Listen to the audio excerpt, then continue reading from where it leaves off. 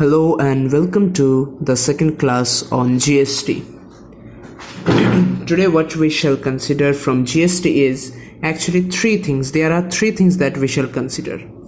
Okay, first is non-applicability. এখানে আমরা কি দেখব? এখানে সিম্পলি দেখব যে কোন কোন জায়গায় আমার জিএসটি অ্যাপ্লাই হয় না. Okay, and we will also try to understand the logic lying behind as far as possible. Okay, after that we shall check the rates, and lastly we shall check compensation cess. Okay, so let's begin with our discussion. I really hope যে আগের যে ডিসকাশনগুলো ছিল you have followed it carefully and you know what is there in the previous class. So assuming that, I move ahead with the second class. So let's start with the first one, non-applicability.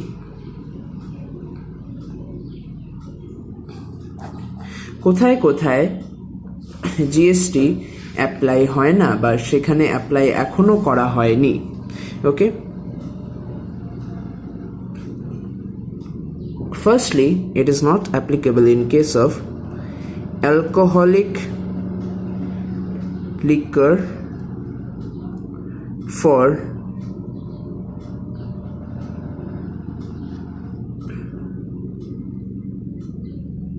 human consumption.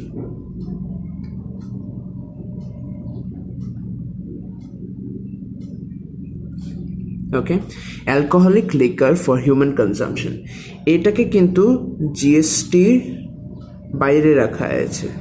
ঠিক আছে, এটা কিন্তু জিএসটিতে include করা হয়নি. এবার the question that might come to mind is, well, is actually government trying to say that we will not charge tax, we will not charge GST on this, তাহলে যাতে এটা সস্তায় মানুষের কাছে যায়? যদি এইটা গভর্নমেন্ট ভাবে, তার মানে কি government is indirectly encouraging you to consume alcohol, which of course Indian government is not saying that. ঠিক আছে, এখানে আমাদেরকে একটা জিনিস বুঝতে হবে যে it has only been kept outside GST, but এটার মধ্যে কিন্তু আদার ট্যাক্সেস লাগছে. ইনফ্যাক্ট দেখা যাচ্ছে যদি এটাকে জিএসটির মধ্যে আনে তাইলে অ্যালকোহলের দাম কমে যাবে. ঠিক আছে, if it is ব্রট within GST তাহলে অ্যালকোহলের দাম কমে যাবে, আর দাম যদি কমে যায় obviously it will encourage the people to buy more. তো গভর্নমেন্ট তার জন্য এটাকে কিন্তু জিএসটির বাইরে রাখছে যাতে অন্য ট্যাক্স এটার উপর চাপাতে পারে. Clear? Saying that, let's move to the next one. What is the next thing?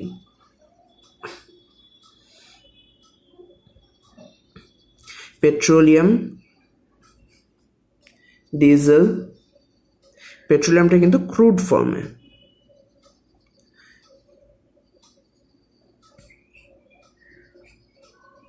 Petrol, air turbine fuel and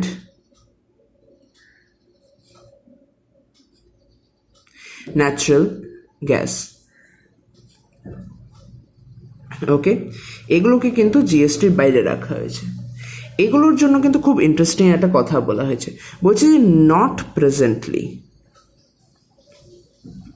not presently মানে এই মুহূর্তে এদের উপর কিন্তু চার্জ করা হচ্ছে না. নট প্রেজেন্টলি লেভিয়েবল টু জিএসটি, তার মানে এটা যে ফিউচার ডেটে এদেরকে কিন্তু আনা যেতে পারে.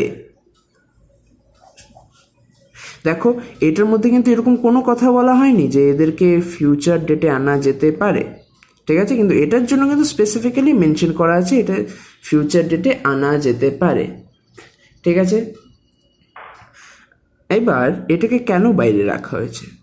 সোজা কথা, সিম্পল ফ্যাক্ট বলতে গেলে, this is the highest source of income for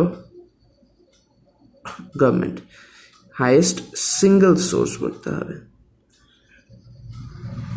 এই এরিয়া থেকে যা ট্যাক্স পায় এটা দিয়ে আমাদের কিন্তু গভর্নমেন্টের ফিনান্স করা হয় বিভিন্ন কাজ, ঠিক আছে। এটাতে যদি জিএসটিতে আনা হয় প্রাইস অবশ্যই কমে যাবে, but ultimately government will struggle to find money, ঠিক আছে। তাই এটাকে কি করা হয়েছে, এটাকে কিন্তু জিএসটির বাইরে রাখা হয়েছে।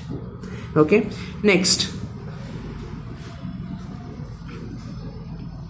comes tobacco products, ঠিক আছে। টোবাকো প্রোডাক্টস কিন্তু জিএসটির বাইরে রাখা হয়েছে। কেন রাখা হয়েছে সেই সিম্পল লজিক আবার দেখো, অ্যাকচুয়ালি কিন্তু এটাকে বাইরে রাখা হয়নি, ঠিক আছে। এই জায়গাটার কনসেপ্টটা ভালো করে বুঝতে হবে। বাইরে রাখা হয়নি, জিএসটি চার্জ করছে প্লাস অন্য ট্যাক্সও চার্জ করা হচ্ছে। সিম্পল এখানে তাইলে আমরা কেন দেখছি যে নন অ্যাপ্লিকেবিলিটির আন্ডারে এটা কেন আসবে? সোজা কথা হলো, জিএসটি যেটার উপর অ্যাপ্লিকেবল হয়, জিএসটির মেন পারপাসটা কী ছিল? যাতে ক্যাসকেডিং এফেক্ট সরাতে পারে। আর আমি যদি জিএসটি প্লাস অন্য আদার ট্যাক্স দিই, জিএসটির পারপাসটাকে তো ভয়েড করে দিচ্ছি, ঠিক আছে। তাই দেখো এখানে বলছে non applicability of GST in the sense of removing cascading effect, মানে জিএসটির প্রপার যে গাইডলাইন্স বা রুলস বা পারপাসের আন্ডারে কিন্তু এটা আসছে না। জিএসটিকে জাস্ট একটা ট্যাক্স হিসেবে এটার উপর চার্জ করা হচ্ছে। Now why is the government doing it? ঠিক আছে, same reason like the alcohol. যদি খালি জিএসটিতে টাকা আনে, এটার প্রাইসটা কমে যাওয়ার চান্স আছে। আর যদি প্রাইস কমে যায়, indirectly it will mean government দাম কমে দিয়েছে, and it will encourage the smokers or tobacco users in any other form to consume it more, which is injurious to health. So government cannot do it, government will not do it, ঠিক আছে। So that's why government has charged GST on it plus other tax, যাতে এটার দামটা অনেকটাই বেড়ে যায়, so that it can prohibit people from consuming. Okay, next, sale of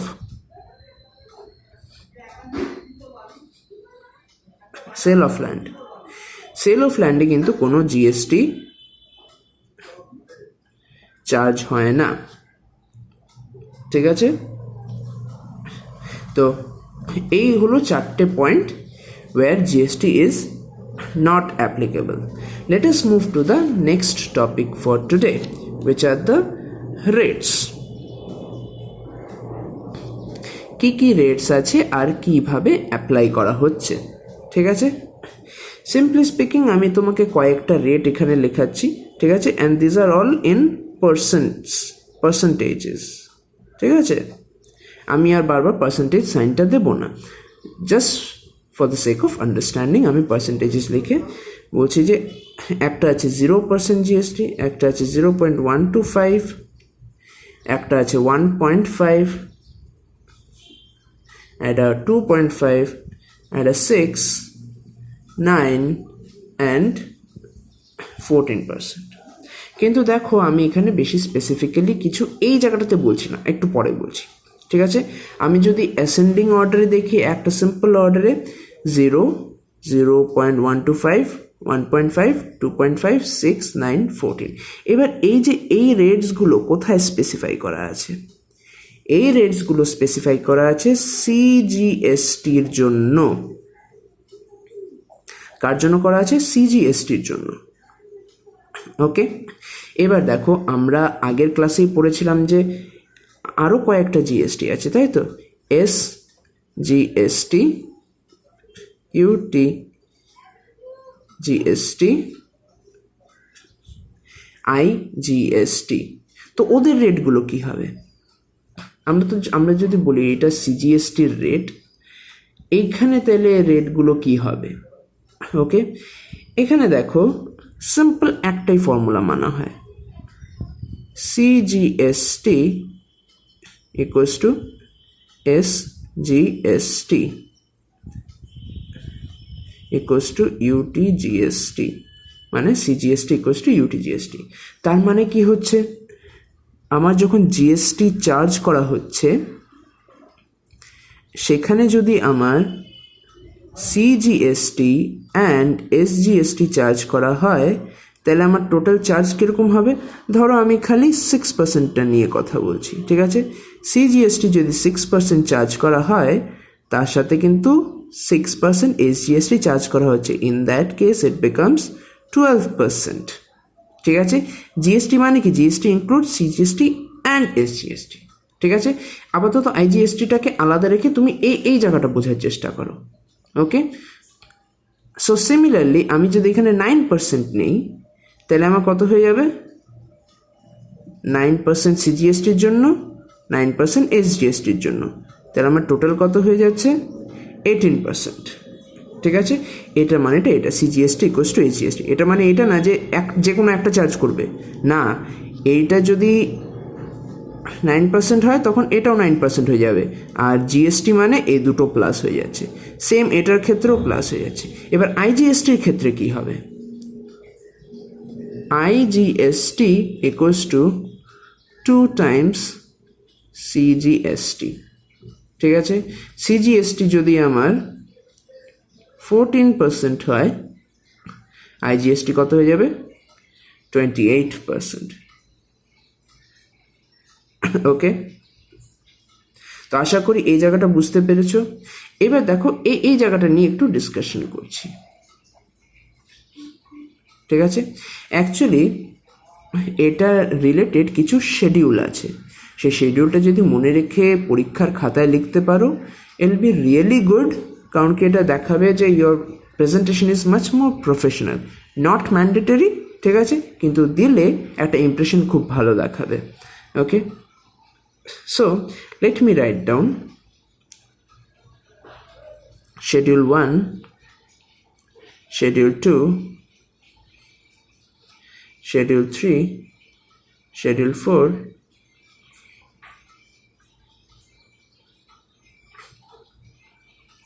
ঠিক আছে? তুমি হয়তো ভাববে যে schedule 1, 2, 3, 4, 5, 6 এটাতে মেনশন করা আছে এক্স্যাক্টলি সেম অর্ডারে, but no, it is not mentioned in the similar order. এখানে কি করা আছে? শিডিউল 1 স্পেসিফাই করছে 2.5% কেসটা, 6%, 9%, 14%, 1.5%, 0.125%, ঠিক আছে? হয়তো একটু এলোমেলো আছে, 2.5 থেকে 14 অবধি সিরিয়ালে যাচ্ছে, তারপরে রিভার্স হয়ে যাচ্ছে, ওকে? এইভাবে কিন্তু শিডিউলে মেনশন করা আছে, ঠিক আছে? So after completing this we move towards the next and the last topic for today, compensation cess.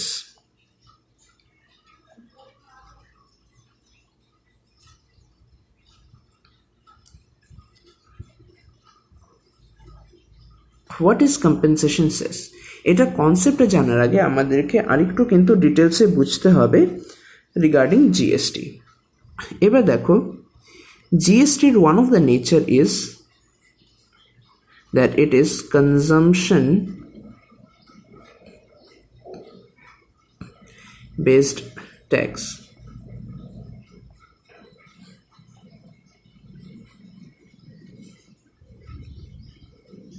Not origin based.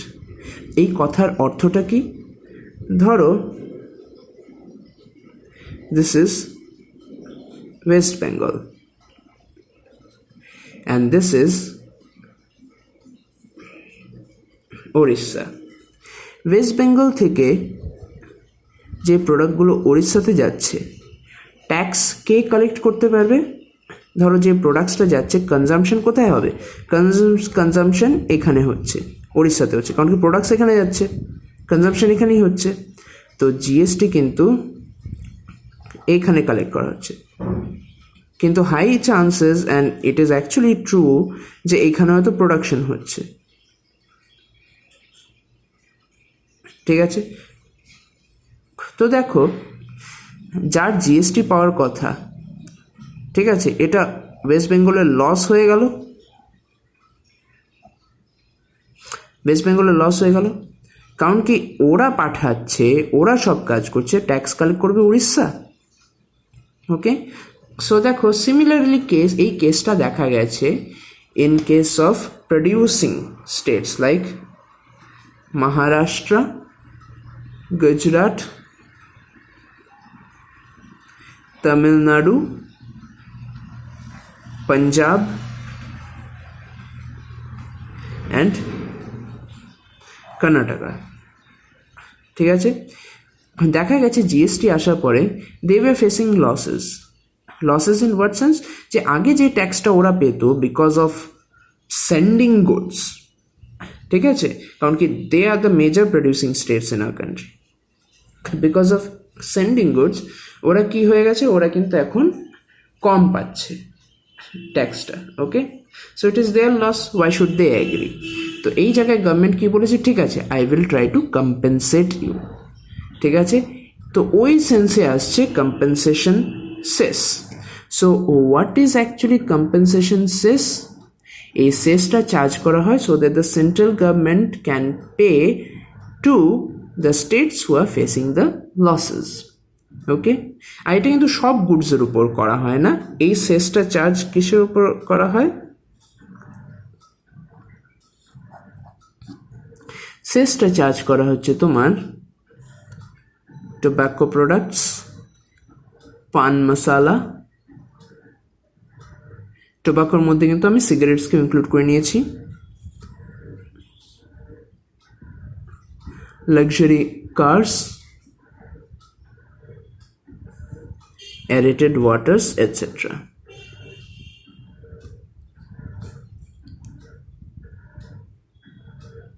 ঠিক আছে, তো কম্পেনসেশন সেসটা কি?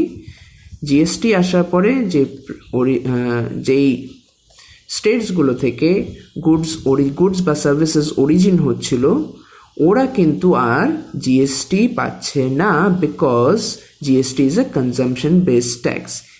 তো ওই কেসে ওদের লসটাকে মিনিমাইজ করার জন্য government has allowed charging the cess, which is known as compensation cess, on tobacco, pan masala, luxury cars, aerated waters and etc. যাতে এই জিএসটি লসের জন্য ওদেরকে কম্পেনসেট করা হতে পারে। ওকে, so this is where we end our today's class. Thank you.